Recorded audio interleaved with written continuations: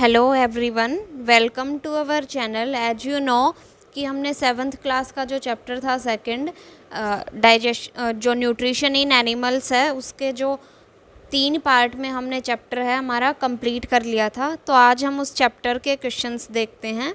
First है filling the blanks.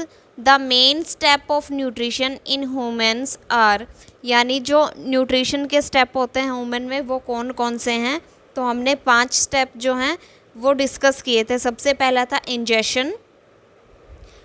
Ingestion का मतलब होता है कि जो खाने का जो लेते हैं, इंटेक करते हैं हम, वो किस तरीके से या किस ऑर्गन से होता है। दूसरा था डाइजेशन, कि वो डाइजेशन किस किस प्रोसेस से होता है, कि पहले स्टमक में कुछ डाइजेस्ट होगा, उसके बाद स्मॉल इंटेस्टाइन में होगा कुछ, उसके बाद जो लार्ज इंटेस्टाइन है उसमें होगा। उसके बाद होता है एब्जॉर्प्शन।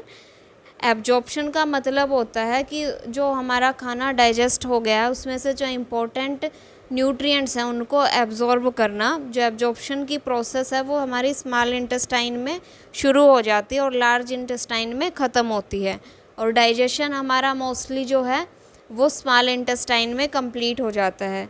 उसके बाद आता है एसिमिलेशन, यानी जो मिक्सिंग होती है उसमें थोड़े बहुत वाटर की, वो क्या करते हैं, वो भी सारा का सारा एब्जॉर्ब कर लिया जाता है स्मॉल इंटेस्टाइन में। जितने भी हमारे अनडाइजेस्टेड फूड में थोड़ा बहुत वाटर या साल्ट बचा होता है उसको लार्ज इंटेस्टाइन जो है एब्जॉर्ब कर लेती है। लास्ट आता है इजेशन, यानी जो अनडाइजेस्टेड पार्ट है हमारे खाने का उसको हमारी बॉडी से क्या करना होता है, इजेक्ट आउट कर देना होता है, जो एनस के थ्रू होता है। तो ये 5 स्टेप्स है। पहला था इंजेशन, फिर डाइजेशन, फिर एब्जॉर्प्शन, फिर असिमिलेशन और फिर लास्ट आता है इजेशन। नेक्स्ट है the largest gland in human body. Largest gland हमने क्या पढ़ी थी, लीवर जो है हमारी वो लार्जेस्ट ग्लैंड है। लीवर का काम क्या होता है, बाइल जूस को सिक्रीट करता है जो फैट के डाइजेशन में हेल्प करता है। Stomach release hydrochloric acid and digestive juice which act on food, यानी जो हमारा स्टमक है वो क्या रिलीज़ करता है, hydrochloric acid and digestive juice, जो क्या करते हैं, फूड पे एक्ट करते हैं, उसको डाइजेस्ट करने में हेल्प करते हैं। हाइड्रोक्लोरिक एसिड जो होता है वो एसिडिक मीडियम देता है जिसमें जो हमारे डाइजेस्टिव जूस होते हैं वो एक्टिव हो जाते हैं काम करने के लिए। उसके बाद है the inner wall of small intestine has many finger like out growth called.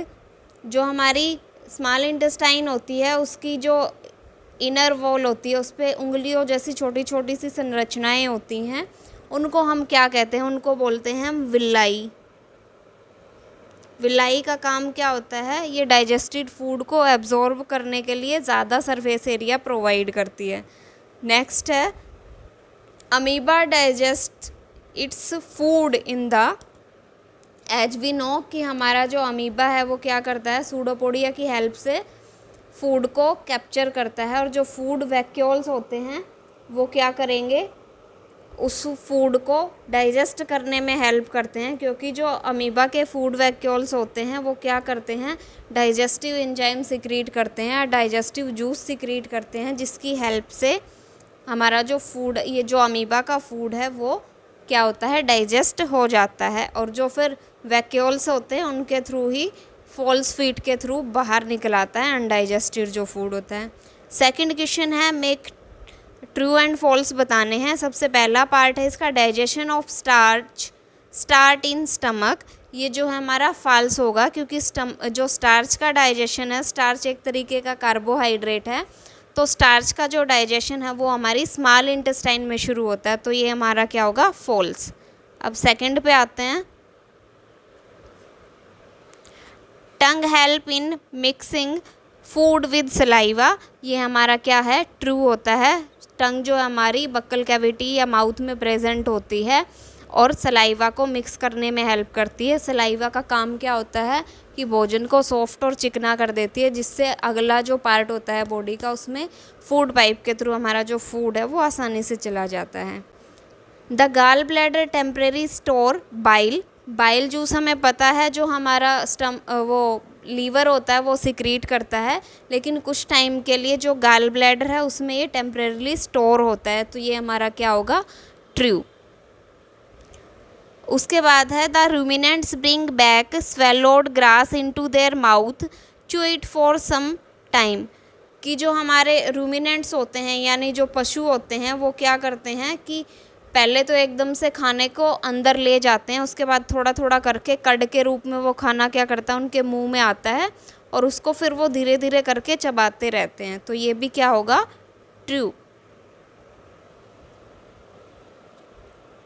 उसके बाद है टिक द करेक्ट आंसर है फॉलोइंग में से फैट इज़ कम्प्लीटली डाइजेस्टेड इन, जो हमारा फैट है वो पूरे तरीके से किस में डाइजेस्ट हो जाता है। तो एज वी नो कि पूरा का पूरा जो हमारा डाइजेशन है वो स्मॉल इंटेस्टाइन में ख़त्म हो जाता है, फैट का भी और बाकी जो न्यूट्रिएंट्स होते हैं उनका भी।